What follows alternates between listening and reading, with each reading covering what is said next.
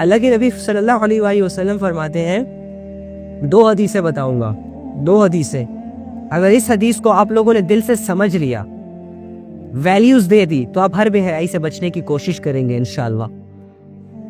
اور اگر آپ نے صرف میتھمیٹکس کے کوسچن کی طرح صرف سنا اور یاد نہ کیا یا لائٹ گزرا آپ کے ذہنوں پر، تو آپ کو کوئی فائدہ نہیں ہونے والا۔ میں اگر پورا قرآن بھی آج آپ کو سنا دوں نا، تو آپ نے کل وہی ڈیٹ پہ جانا ہوگا جس نے ارادہ یہ کیا ہوا ہے۔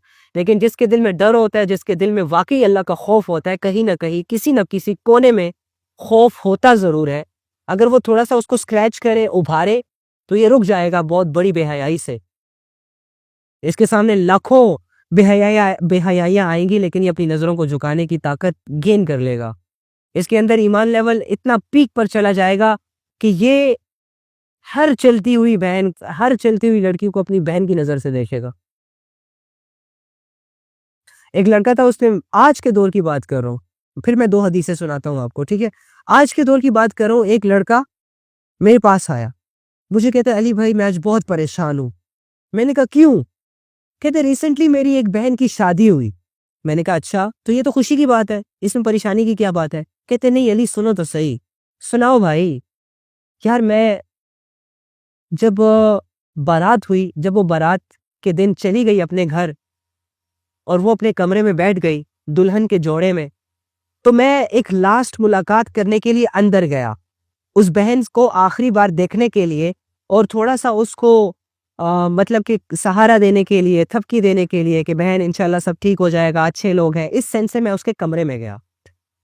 تو جیسے ہی میں اپنے کمرے میں جاتا ہوں، اپنی بہن کو دیکھتا ہوں لال جوڑے میں، اور سجے دجے پلنگ میں بیٹھی ہوئی ہے، گھونگھٹ اس کا نیچے ہے اور لال جوڑے میں بیٹھی ہوئی ہے، اور اس کی آنکھوں سے آنسو ٹپک رہے ہیں۔ تو میں اپنی بہن کو جاتا ہوں اور اسے سینے سے لگا لیتا ہوں کہ بہن روتی کیوں ہو؟ کہتا ہے کہ جیسے میں نے اپنی بہن کو سینے سے لگایا نا، تو میرا یہ جو دل ہے نا، ایسا لگا کہ جیسے اس پر کسی نے بہت بھاری پتھر رکھ دیا، اور مجھے آٹومیٹکلی رونا آ گیا، اور میں اپنی بہن کو ایک عجیب سی نظروں سے دیکھنے لگ گیا، اور مجھے میری بہن اتنی بے بس نظر آئی، مجھے میری بہن اتنی کمزور نظر آئی، مجھے میری بہن اتنی تنہا نظر آئی کہ میں 5 منٹ اپنی بہن کے ساتھ بیٹھ نہ سکا۔ میں اپنی بہن کے سامنے میرا رونا نکل رہا تھا، لیکن میں نے اپنے رونے کو کنٹرول کیا اور اپنی بہن کو کہا اوکے میں چلتا ہوں، باہر ویٹ کر رہے ہیں۔ لیکن میں علی جیسے ہی گاڑی میں بیٹھا اور بہن کے گھر سے رخصت ہوا، میں نے تقریباً 20 کلومیٹر کا سفر کیا، اور 20 کلومیٹر میں روتا رہا، میری سسکیاں بھرتی رہی، اور راستے میں جس بھی لڑکی پہ میری نظر جاتی مجھے اس میں میری بہن نظر آتی۔ ایک عجیب کیفیتوں سے گزر رہا ہوں، جو بھی لڑکی سامنے آتی مجھے وہ لال جوڑے میں دکھائی دیتی، اور سٹل میں اسی سچویشن سے گزر رہا ہوں۔ اس کا کیا حل ہے؟ میں نے کہا حل کیا ہے؟ میں نے کہا مجھے بتاؤ، ابھی تو تم نے خود کہا کہ میں نے اپنی بہن کو بے بسی کے عالم میں دیکھا، میں نے اپنی بہن کو فرسٹ ٹائم روتے ہوئے دیکھا، میں نے اپنی بہن کو فرسٹ ٹائم اکیلے دیکھا۔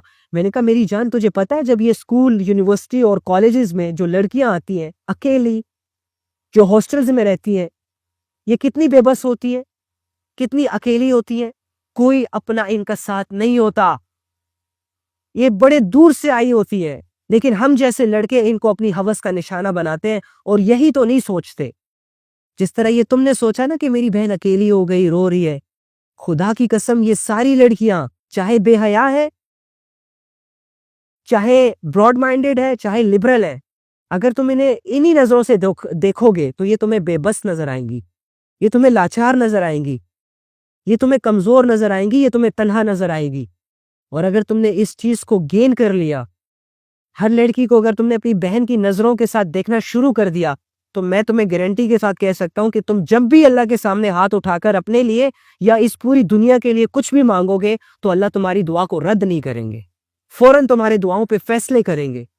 میں نے کہا اس چیز کو اپنی طاقت بنانا، اس چیز سے اپنے آپ کو ایک باشعور انسان بنانا، اور یقین کریں وہ لڑکا آج بھی تقویٰ کے اس مقام پر ہے کہ مجھے دیکھ کے اس پہ رشک آتا ہے۔ میری یہ خواہش ہوتی ہے کہ کاش یار ایسا جذبہ میرے ساتھ ہو، ایسا تقویٰ میرے ساتھ ہو۔ آج بھی اس کی وجہ سے لڑکیاں اس کے سامنے آنا چھوڑ دیا انہوں نے، یقین کریں۔ اور جب بھی وہ ہمارے گھر آتا ہے تو ہماری گھر کی عورتیں آٹومیٹکلی کمروں میں چلی جاتی ہے جیسے ہی وہ نوک کرتا ہے۔ میرا بہت قریبی ہے، میں اس کا نام نہیں لینا چاہتا، جیسے ہی وہ گھر کے دروازے کو نوک کرتا ہے، جب ہماری فیمیلز کو پتہ چلتا ہے کہ اچھا وہ ہے، تو خود آٹومیٹکلی، حالانکہ وہ ایک دوسرے سے شری پردہ وغیرہ نہیں کرتی، لیکن جیسے ہی یہ لڑکا اندر آتا ہے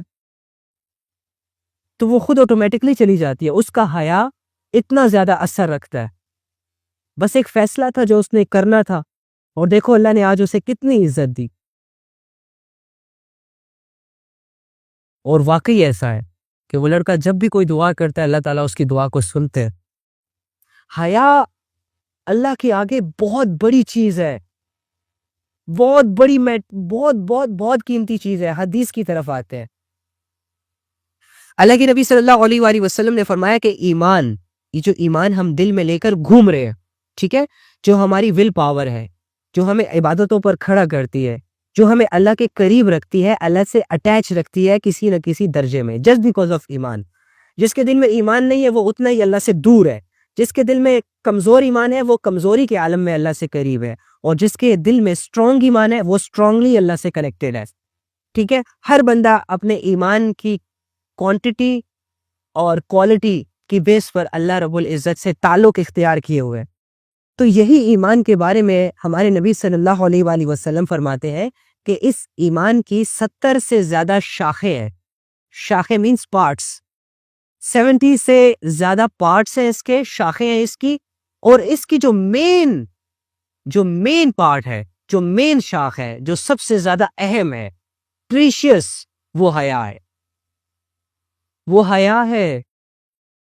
وہ حیا کہ جس کو 14 فروری میں ہمارے لڑکے اور لڑکیاں بغیر سوچے سمجھے اتار دیتی ہیں۔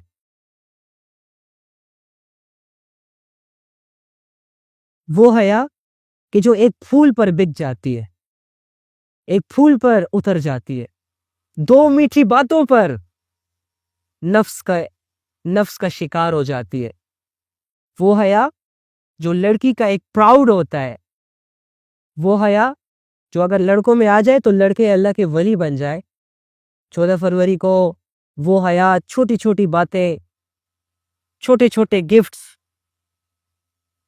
اور چھوٹی چھوٹی سٹرگلز پر اس حیا کا سودا ہوتا ہے، جو کہ ہمارے ایمان کی سب سے مین، سب سے اہم شاخ ہے، سب سے اہم حصہ ہے۔ تو حیا کی اتنی بڑی ویلیو ہے اللہ کے نبی اور اللہ رب العزت کے آگے، اور ہم اسی حیا کو کسی کی 2 باتوں کے لیے اتار دے، اسی حیا کو کسی کی 2 باتوں کے لیے اس کا سودا کر دے۔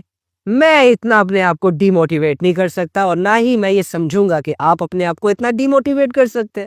آپ کی قیمت اتنی ہلکی نہیں ہو سکتی، آپ کے حیا کی قیمت اتنی ہلکی نہیں ہو سکتی۔ آپ ان صحابیات کے نسلوں میں سے ہے کہ جنہیں تو یہ گوارا نہ تھا کہ میرا جنازہ بھی دن کی روشنی میں لے جایا جائے اور لوگوں کی نگاہیں میرے جنازے کے اوپر پڑے۔ جب میں مر جاؤں تو مجھے رات کے اندھیرے میں دفن کرنا، قبر کی طرف لے کے جانا، تاکہ میرے جنازے پر کسی کی نظر نہ پڑے۔ ارے لڑکوں، تم لوگ تو ایسے صحابہ کی نسلوں میں سے ہو، ایسے لوگوں کی نسلوں میں سے ہو کہ جو بڑے بڑے حیادار لوگ تھے، جن کے سامنے دنیا کی بڑی بڑی آفرز آیا کرتی تھی۔ ارے یوسف علیہ السلام کو بھول گئے، عبداللہ کو بھول گئے، عمیر کو بھول گئے، مصعب بن عمیر کو بھول گئے۔ کیا کر رہے ہو یار، چھوڑو ان کو یار۔ اور دوسری حدیث جو بہت زیادہ امپورٹنٹ ہے، اللہ کی نبی فرماتے ہیں کہ اگر تم حیا نہ کرو تو پھر جو مرضی ہے کرو، اگر تم میں حیا نہیں ہے اور تمہیں حیا نہیں آتی تو ٹھیک ہے، پھر جو مرضی ہے کرو، گناہ کرنا ہے گناہ کرو، لیکن پھر فری ہینڈ ہو۔ تمہیں اللہ سے حیا نہیں آتی، تمہیں نبی صلی اللہ علیہ وآلہ وسلم سے ہی حیا نہیں آتی، تمہیں اپنے ایمان سے حیا نہیں آتی، تمہیں اپنے بڑوں سے حیا نہیں آتی، تو بس ٹھیک ہے، پھر کرو جو کرنا ہے۔ پھر تمہیں کون روک سکتا ہے؟ ایک بے حیا انسان کو کوئی روک سکتا ہے؟ نہیں روک سکتا۔ یہ جسے ناچ گانے کی عادت لگ گئی ہو، جنہوں نے اسے اپنا پیشن بنا لیا ہے، اپنا کیریئر بنا لیا ہے، اب انہی کے گھر والوں میں سے کچھ لوگ تو ایسے ہوں گے نا جو انہیں منع کریں گے کہ او بھائی ڈرو اللہ سے، کیا کر رہے ہو، کیوں ناچ رہے ہو، کیوں گندے کپڑے پہن رہے ہو؟ کیا ان کے گھر میں، ان کے فیملی ممبرز میں، ان کے فرینڈ سرکل میں ایک بھی ایسا شخص نہیں ہوگا جو ان کو ایسے کہہ سکے؟ ہوگا، ڈیفینیٹلی ہوگا، لیکن یہ لوگ ان کے دشمن بن جائیں گے، ان کی بات نہیں مانیں گے۔ ان کے سامنے شیطان نے دنیا اور بے حیائی کو مزین کر دیا ہے، عادت لگ گئی ہے ان کو، تو اگر کوئی ان کو سمجھائے گا بھی تو یہ نہیں سمجھیں گے۔ تو اس کا مطلب یہ ہوا کہ یہ لوگ حیا نہیں کر رہے تو پھر جو مرضی ہے کر رہے، اوکے فائن۔ تو جب سمجھتے ہی نہیں ہو پھر مرضی ہے یار، کرو جو کرنا۔ علماء سمجھا سمجھا کے تھک گئے، قرآن کی آیتیں 1400 سال سے تمہیں سمجھا رہی ہے، اللہ کے نبی ہزاروں حدیثوں میں تم لوگوں کو بتا رہے ہیں کہ بے حیائی کے قریب مت جاؤ، ہزاروں حدیثیں میں تم لوگوں کو حیا کا درس دے رہے ہیں، لیکن تم ہو کہ مانتے نہیں ہو۔ تو پھر ٹھیک ہے، اگر حیا نہیں کرنی تو پھر جو مرضی ہے کرو،